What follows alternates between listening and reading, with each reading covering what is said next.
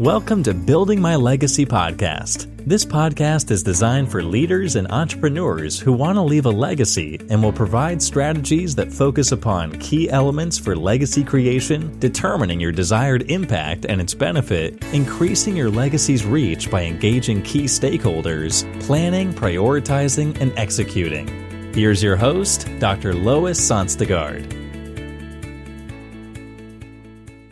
Welcome, everybody, to today's Building My Legacy podcast. I have with us again today Dr. Turner Osler. He is a trauma surgeon. He is also an epidemiologist. He has published in over 300 refereed journal articles and in books, which is incredible. It's a lot of work to do that kind of publishing. So congratulations to you. Well, I'll just say I have hardworking residents and medical students. I just like keep them on track. They do most of the real work. Well, that's good, but you have to be organized. So I'm sharing that because he comes with a perspective of medicine and of what's going on right now with our adapting to COVID. So the question I had for him for today is, we're going to look at two things today in our podcast. One is, what does he see happening with COVID? Explain that a little bit in terms of the real uncertainty that we've all been dealing with, the frustration of that, what kind of course we might anticipate moving forward. And then I want to come back and talk about what's the future of medicine from his perspective. He's an academic physician. He's practiced medicine, so he has a perspective, I think, that is important for us to hear today. So, Dr. Osler, let's start with, we were talking a little bit before we began the podcast about the uniqueness of COVID-19 as a virus. So would you just explain that to our audience? Sure. I might start by saying viruses are kind of unique. They're an amazing... And you almost have to stop and search for a word to describe what it even is, because it isn't really alive, but it kind of behaves like it is. A virus can sit in a jar on the shelf for tens of years, thousands of years, tens of thousands of years maybe, because it isn't really doing anything. It's just a little packet of information with some, delivery stuff attached to it. But once it gets into a host, it invades a cell, and then it subverts the machinery of the cell, not to do what the cell was doing, making, muscle protein or digesting glucose. It subverts the cell, so its sole purpose is to make more copies of the virus. And so by stealing all of the machinery and commandeering the whole cell, the virus is able to reproduce itself. And if it can then somehow get from one host to the next, it can really spread quite a long way. And of course, the virus isn't good or evil. It's just information trying to reproduce itself through the world using the hardware that it finds, which is the cells of some host. So it's a very interesting object. And it isn't known even if viruses evolved into living organisms, or if they're viruses kind of were renegade cells that just took off and developed a whole new approach to how they were going to make their way in the world. We can't get to that kind of history because there are no fossils of viruses. Although there are a lot of human DNA is old virus copies of old viruses that we've encountered over the last millions of years. And why we're even storing that in our DNA is sort of a mystery. So the whole, virology is a fascinating topic. But even given that, COVID-19 is a fascinating virus among viruses. It's a wholly new virus, one that we hadn't seen before, which in large measure accounts for why we've had such a spotty track record dealing with it. When we first encountered COVID, we thought, maybe it's just comes from animals to people, and it won't be a big problem as long as we stay away from pangolins. Well, turns out it's spread from person to person. Well, it won't be such a big problem if it's just, people touching each other. Well, turns out it's spread with particulates or people coughing or sneezing. Much bigger problem, because now one person could infect many, many people. And now, even more lately, we're discovering it's actually spread in aerosols, which can be quite tiny particles that can float around in a room for many hours. So a whole space can become seething with COVID-19 viruses. And now, most recently, we're discovering that, you have to have much higher airflows in a room and maybe ultraviolet light. And perhaps you need to give the room a rest every hour or two to clear out all the virus that people may have been breathing or aerosolizing into the room. You don't have to cough or sneeze to get COVID-19 virus into the air. Something like speaking, especially if there are fricatives, where tiny bits of saliva are aerosolized and are projected into the room. Perhaps only a few feet, but as the water evaporates and these little niduses become tinier and tinier and lighter, they waft around in air and can stay airborne for hours. And even if they fall out of the air onto the floor, when people walk along on the floor, creating air currents, COVID virons can be resuspended in the air. So it's keeping track of where these little buggers are is a big problem for us.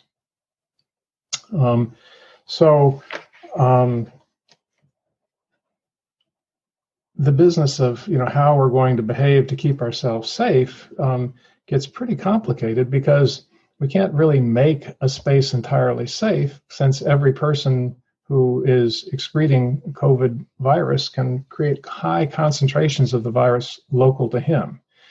So people talk about the room and the plume. There's a viral plume when people speak or cough or sing or yell.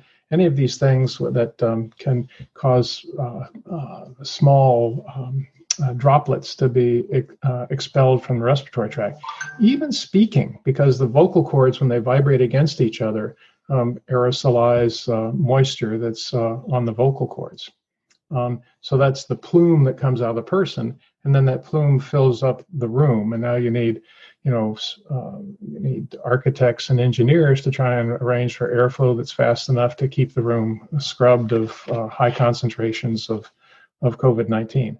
It turns out just saying the sentence "Hello world," if you're shedding COVID-19 virus, can spread 30 virons out into the air around you. Well, 30 is probably not an infective dose, so who's so worried? Well, if you keep talking and talking and talking, the concentration builds. So it's a fascinating problem trying to keep people safe, and probably the way to do it is to control it at the source with a mask and give yourself some extra protection with a mask.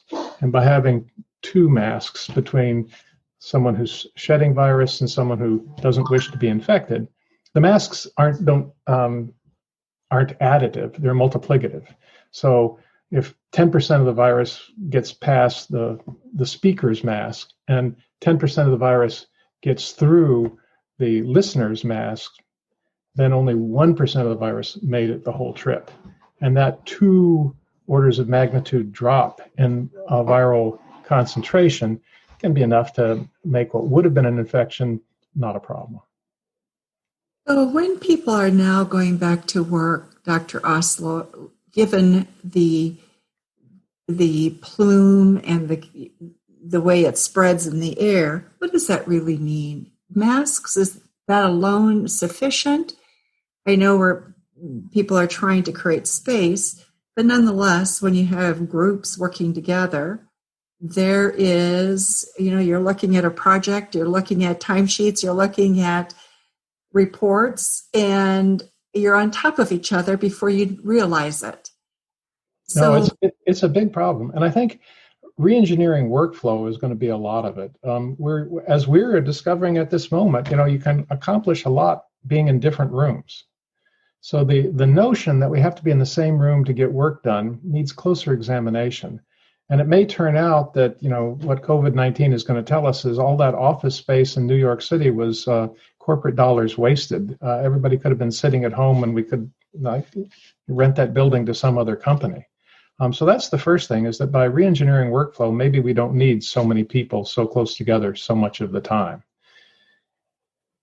If you happen to have the need to have people in closer proximity, there are several things you can do. One is you can put a mask on everybody very cheaply, and it's immensely effective.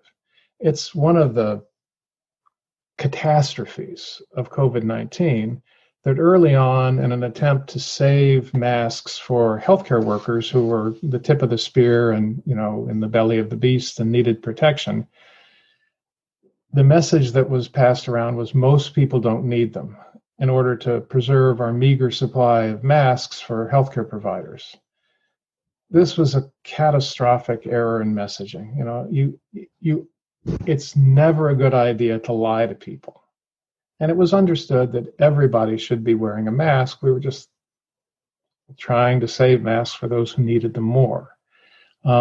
What we should have said is, everybody should be wearing a mask. Let's save the fancy ones for people who are in the hospital, and everybody else can make their own. Had we said that earlier, I think we would have been much better off.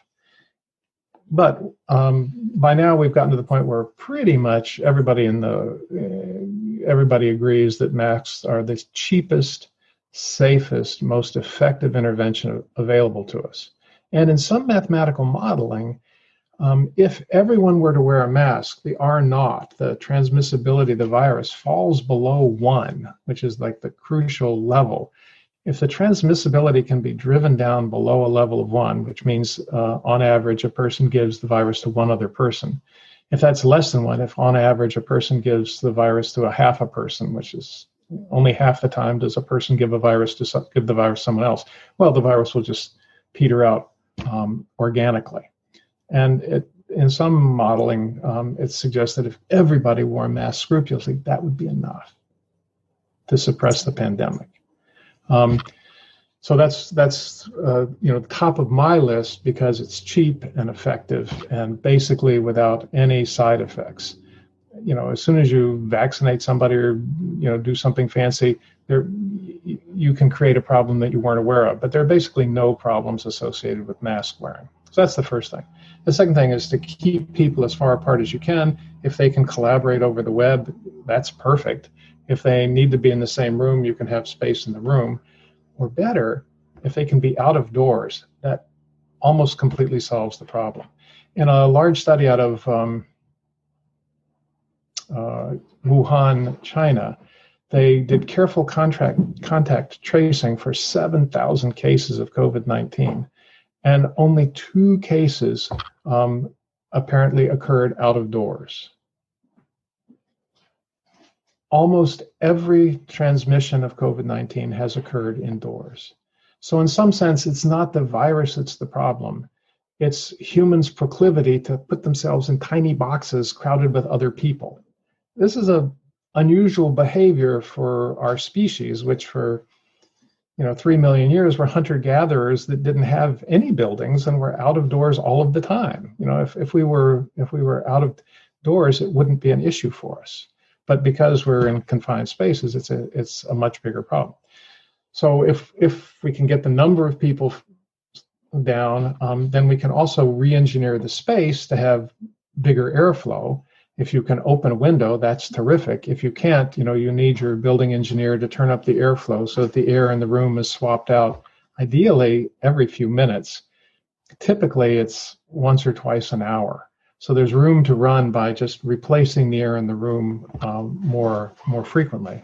And then the idea is that, and if you have a lot of people in the room, they should leave every hour or two and give the building's circulation a chance to clear out whatever viral plume there might be.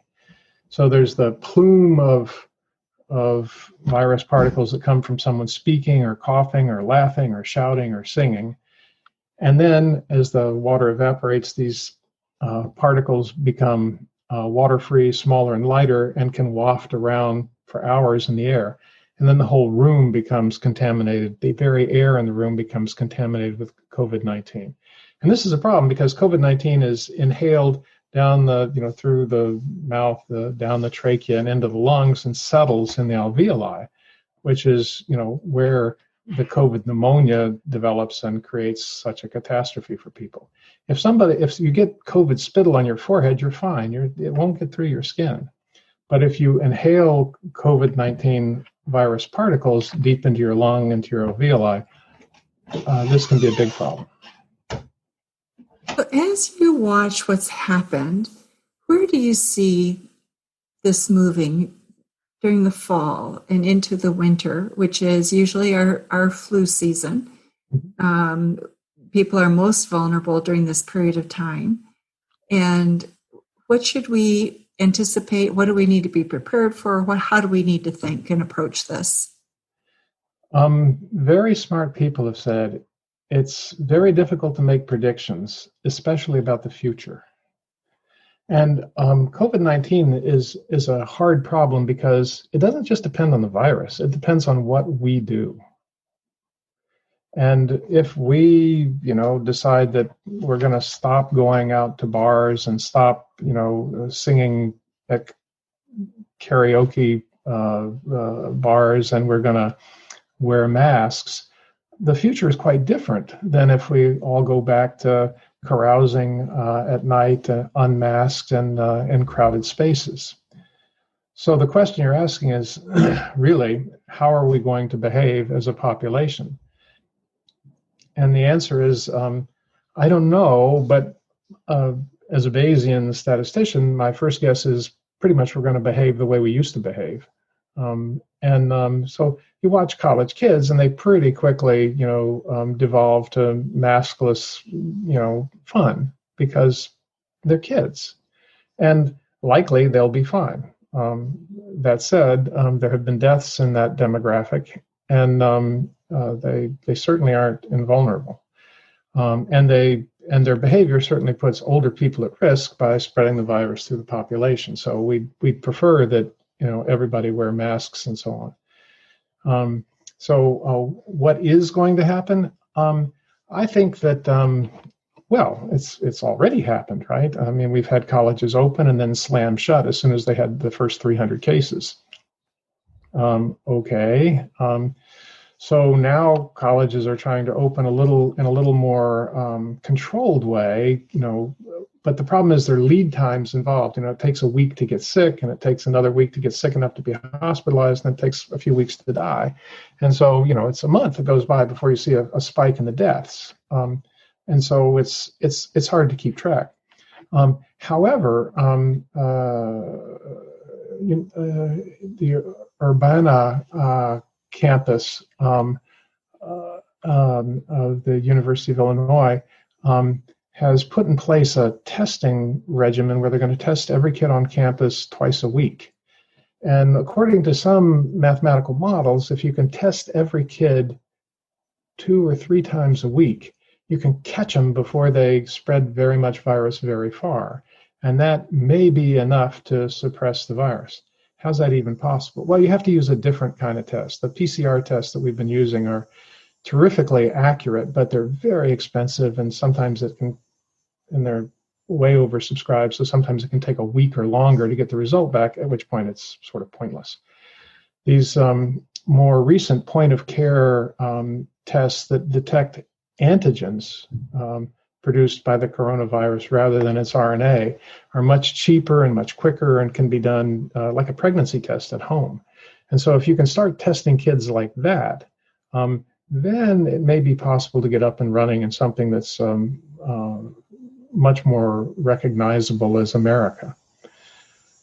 That said, it hinges on having these tests widely available, cheap enough that people can afford to do it every day, or maybe have your employer provide it, or maybe have your university provide it. And we know that if you want people to do something that's important, you need to make it very easy for them, ideally free and widely available.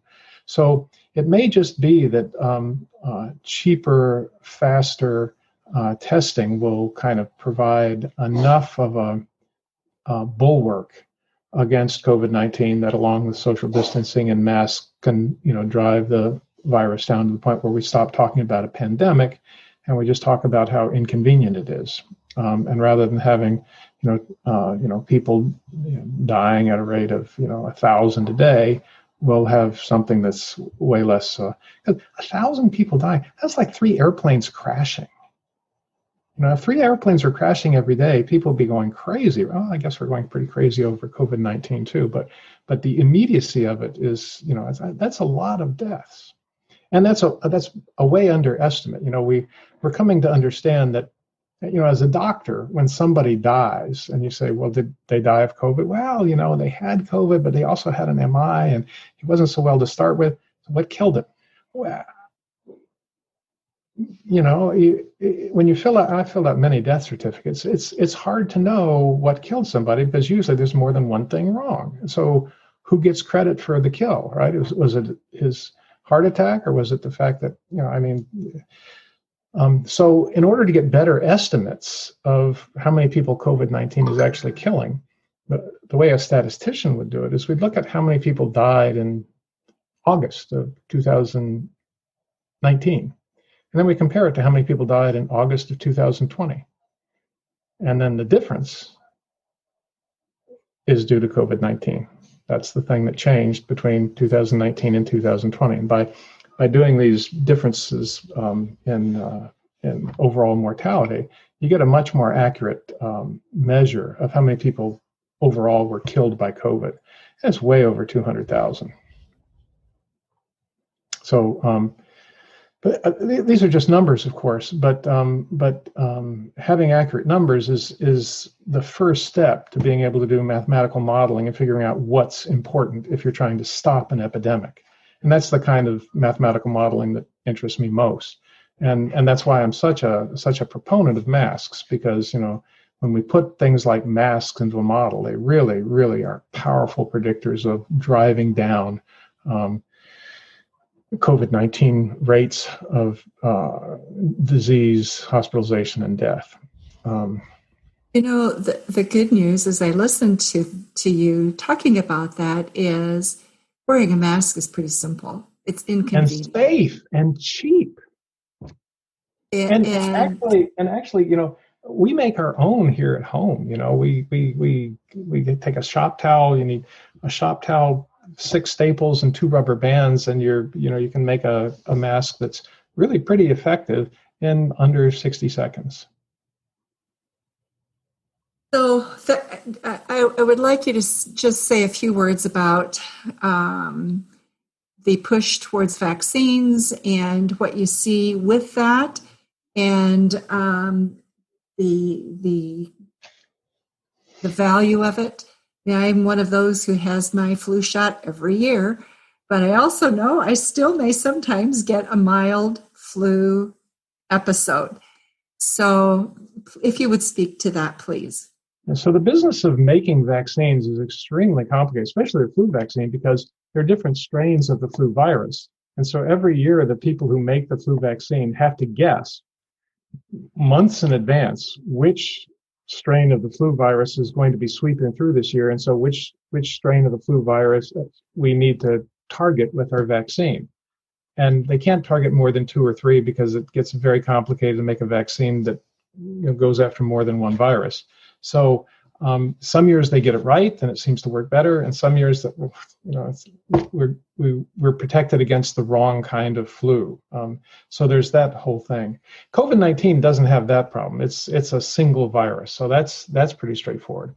And there are over 120 different vaccines in various stages of development now. And and the early signs are that COVID-19 has this big spike protein that is what you see on electron microscopy that makes it look like a crown, which is where corona, the Latin for crown, comes from. That's why it's a coronavirus. If you look at it on scanning EM, it looks like a crown with these spikes sticking up.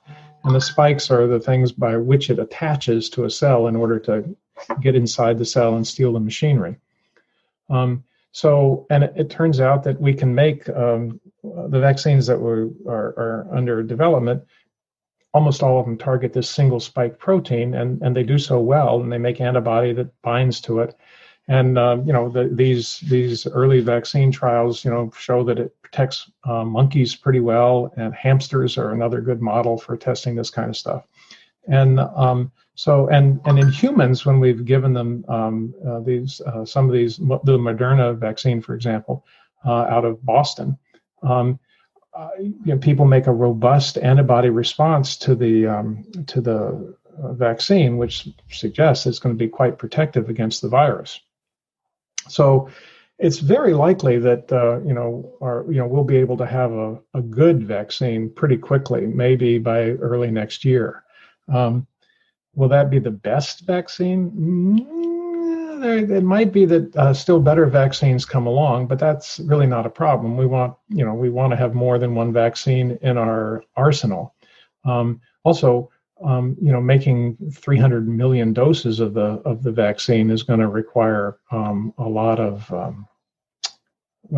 effort, and so the logistics of making enough vaccines so everybody can have some is a complicated problem.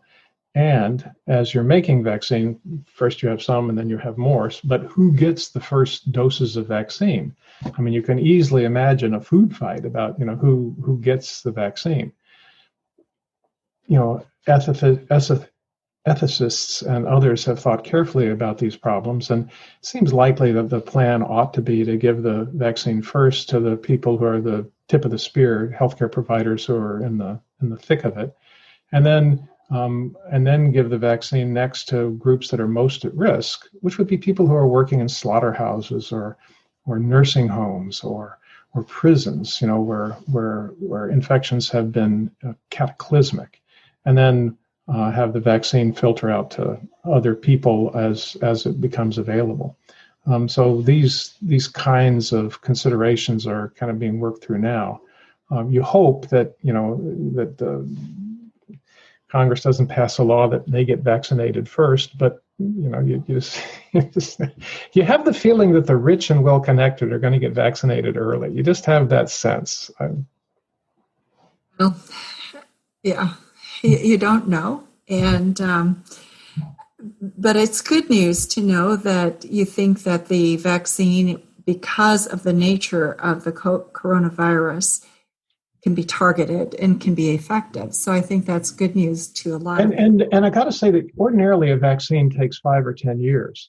But when the virus was identified in Wuhan, China, some enterprising Chinese scientist put the complete description of the RNA, which is, it's like 30,000 base pairs, up on the web for researchers. He was subsequently fired for doing that.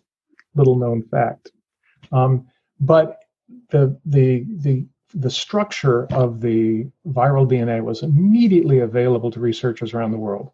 The people at Moderna had developed a vaccine platform where they just need to know the what kind of RNA is involved, and they can immediately start making a vaccine. So these men and women at Moderna were making a vaccine within weeks of the virus being identified and sequenced. Unheard of. It's amazing. But they had built this platform because everybody knew that something was going to come down the pike. They just didn't know what it would be. So the idea was to have a platform that could handle any virus that came down the pike. It's a brilliant idea. The downside is this has actually never been done before.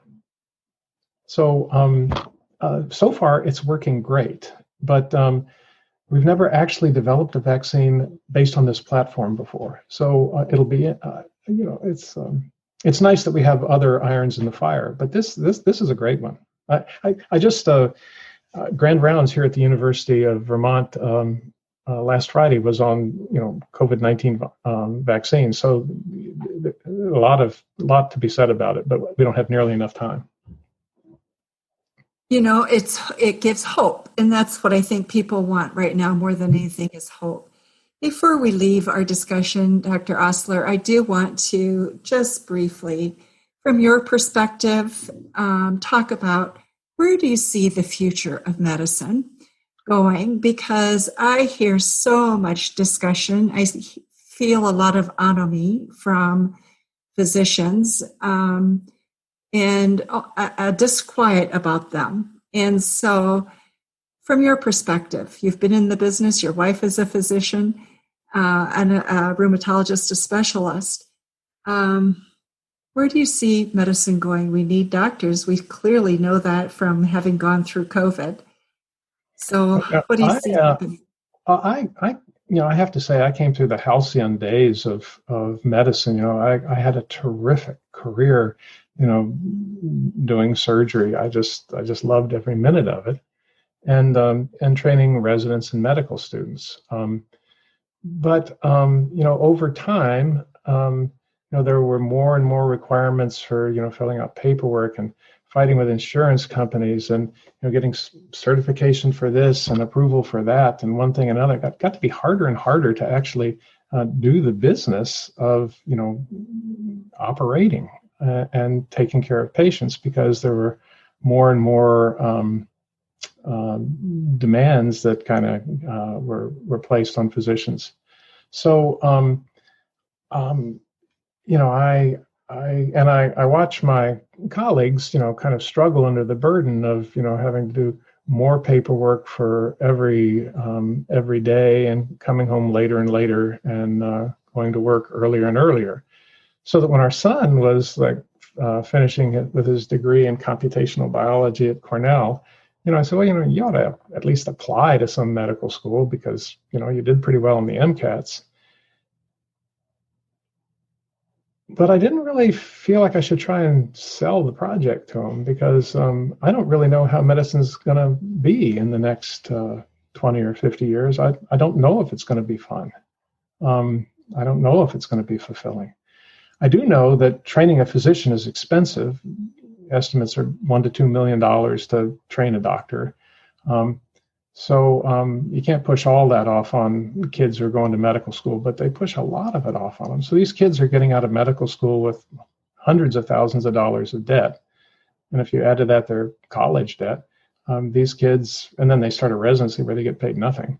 So they aren't actually able to start paying down their debt until they're in their 30s. And then if they're a family practitioner, they might be making $100,000 a year.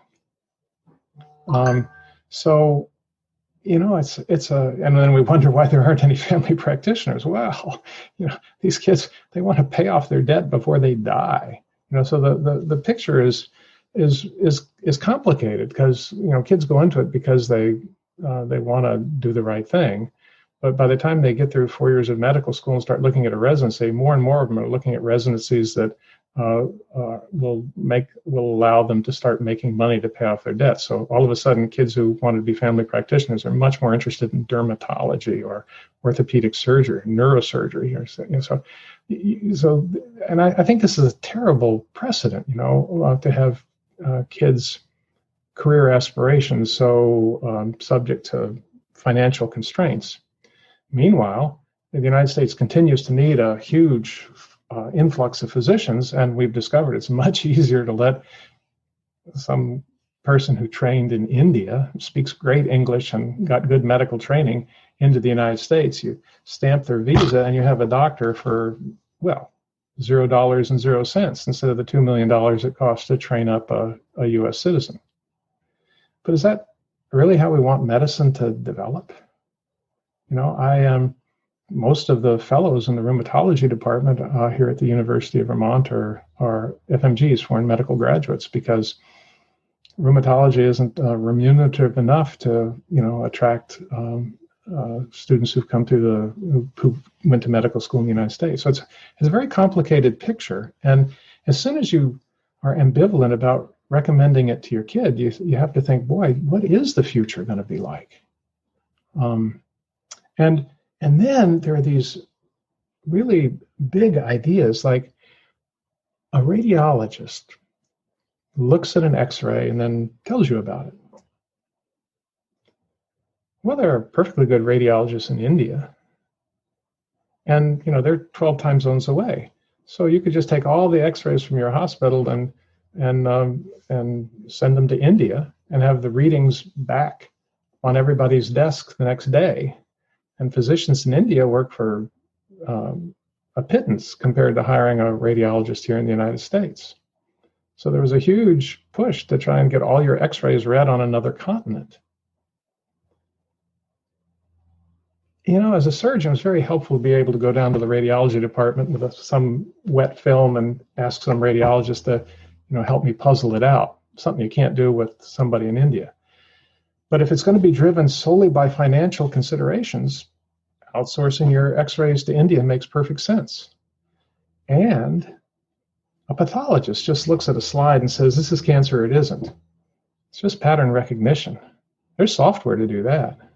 So maybe pathologists will be replaced by really advanced, pattern recognition software. It's hard to see how it's all going to develop. But I think we're still going to need smart people to make it all work. So I happen to think it's an exciting time to be in medicine, but you need to have really a broad view of, image recognition and economics and then finally, how do you bring it all home so it actually helps people? I wanted to close with that because I am very concerned about, as we have healthcare discussions, as we look at things like COVID, and we feel so impacted. Many people feel like they've been out of control because it's so amorphous, and we keep getting information that changes. It's what happens when something is. Don't wear a mask. Wear a mask. I don't know. Right? But part of what we've also seen is the incredible need for wise people who have experience. So it's not just looking at numbers, but it's looking at those numbers with a database in your head that you can say, just a minute, my gut tells me this makes sense, that doesn't make sense. And so we're seeing the value of that. Yet we're not having, I think, a really important, meaningful discussion in our country about our physicians and what do we want from physicians in the future. And I think it's important. And so I just wanted to begin this discussion, and perhaps we'll have more of these discussions and have people in various fields participate in that, because I just think if we don't address it, things will happen and then you regret it later. So let's start talking about what are the issues so we can be proactive. Well, it's certainly an exciting time, and COVID-19 has really been helpful as a stressor to the system to find out what's working and especially what's not. And as it happens, the mortality for COVID-19 is way under 1%. So although, 200,000 people at least and more yet will die in the United States, it's nowhere near, the pandemic of 1918. So in some sense, it's just a warning shot over our bow, teaching us, where our weaknesses are and what we need to improve on. Dr. Osler, thank you so much. This has been such a wonderful discussion, and I think people will find a great deal of value in it. And those of you who haven't listened to our prior podcast, Dr. Osler has a marvelous product that helps prevent back pain. So go back, listen to that, because you don't want to miss it. Dr. Osler, thank you so much. And thank you all for listening to Building My Legacy podcast today. Thanks, Lois. You've been listening to Building My Legacy podcast with Dr. Lois Sonstegard. To book your appointment with Dr. Sonstegard, visit www.buildtomorrow.com.